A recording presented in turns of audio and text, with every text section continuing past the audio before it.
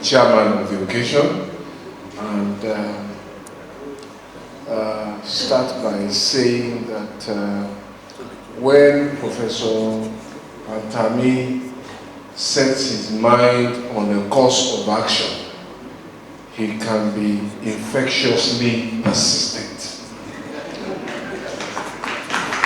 So you will see that what other way could you get a book reviewer out of a hospital bed than infectious persistence? And in the same way that I was commandeered here in just about 8 short days. So I was sitting next to him at a book launch last week and said, oh, by the way, I need you to please do this for me. And I said, oh, the day is already committed. He said, please cancel your engagements. And if you know him quite well, that is the way, please cancel for me. And so I am here. And I'm here, I'm delighted to be here. So I'd like to start by perhaps asking ourselves, as I've asked myself, how many books are there in the world? Have we ever asked ourselves this question? I asked myself this question a few weeks ago because I am also undertaking a literary journey, as some of you might have heard. I've written a book. So I asked myself, how many books are there in the world? And I found out that there were estimated to be about 156, 158 million books in the world. And that our country, Nigeria, was ranked then, I think in 2010 or thereabouts, 76 out of 133 countries for publishing books.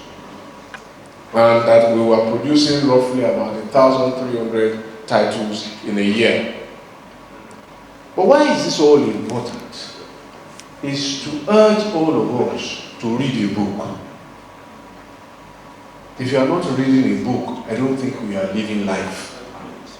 Please read a book. And perhaps if we read more, people will write more.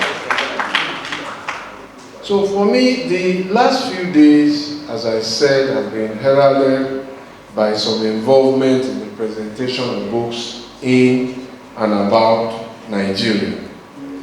So after the festivities of December, that's a new year, it is tempting to say that we have moved from a festive season to a literary season. And why not? That would be a conscious promotion of literature, literacy, and by extension, scholarship. So this is why we gather at the invitation of Professor Isa Ali Ibrahim, more famously and popularly known by the name Pantami, to assess his odyssey as a scholar.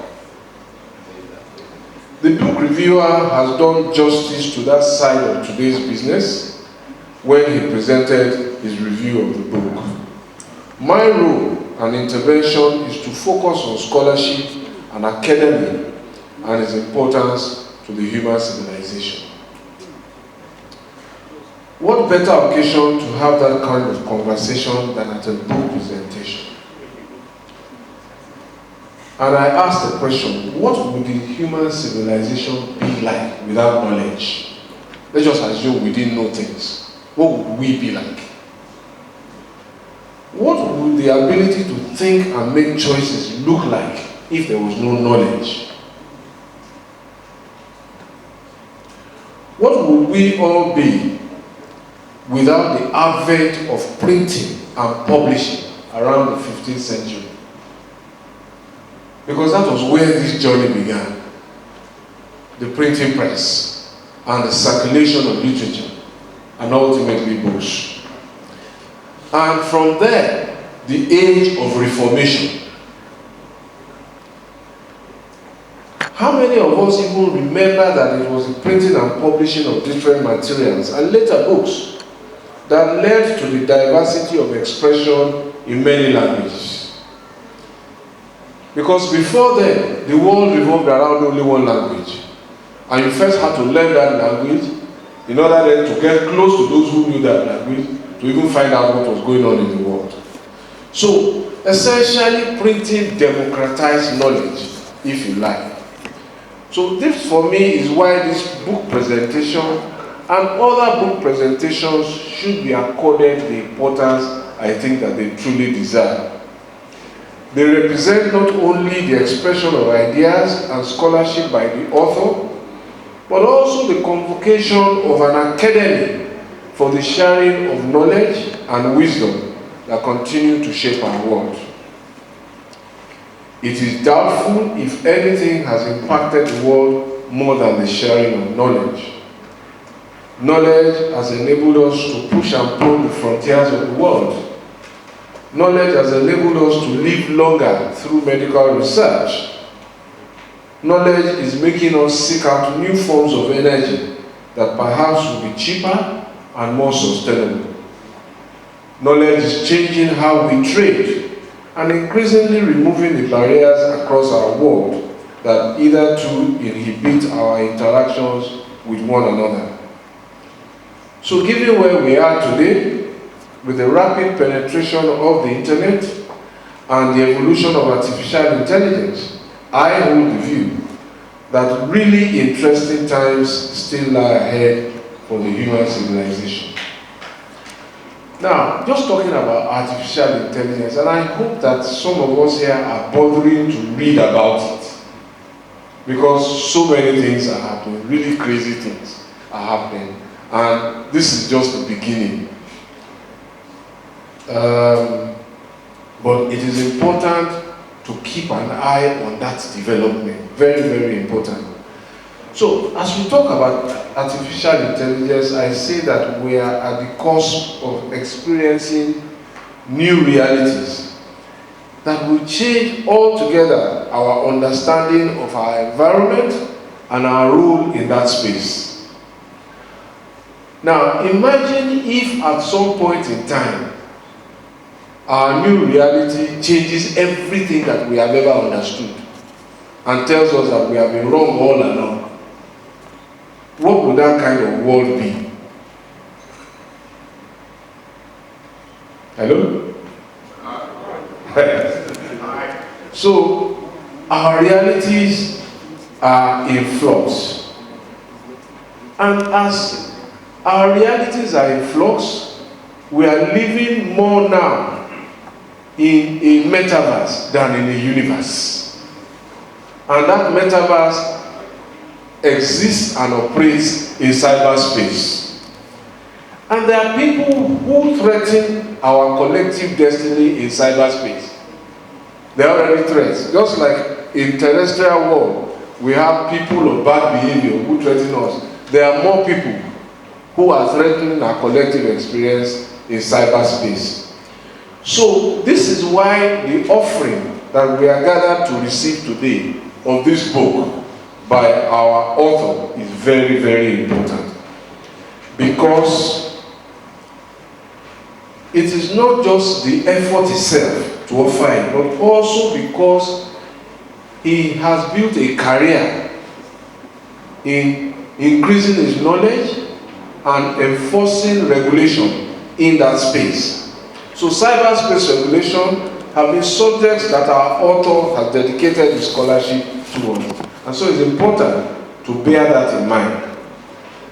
I got to know Professor Pantami as my colleague in the Federal Executive Council, where he served as Minister for Communication and Digital Economy between 2019 to 2023. His passion and attention to detail are very well known. His desire to have every T and I crossed and dotted in every document was almost annoying for some people. But our memoranda and our cabinet records are undoubtedly better off in terms of accuracy, having been impacted by what I call the Pantami effect. He was essentially our Mr. Compliance. Either your memo, if it was a tech memo, did not meet that certificate, you will be the first one to see it and he won't keep quiet. And if your vision and missions did not align, he will let you know very clearly. So I see some of my colleagues are already beside themselves. But it was Mr. Compliance for a good cause. As I said, our records are better off for the Pantami effect. For those of you who will encounter him for the first time through this book, I cannot wait to hear your feedback after encountering Professor Pantami at close quarters. At a time when truth is endangered by fake news, when history is threatened by revisionists, books that profess a factual basis, which report history and events accurately, become all the more important to preserve the foundations of our civilization. It is auspicious that such a book dwells on scholarship and academia, which are qualities urgently needed to drive our national development. If this is Nigeria's literary season, and I think it is, I say, long may it last. And I hope that it will spawn a torrent of ideas that would lead Nigeria very, very quickly to the realization of her great promise. Ladies and gentlemen, let me again commend our author for this offering and thank you for your attention.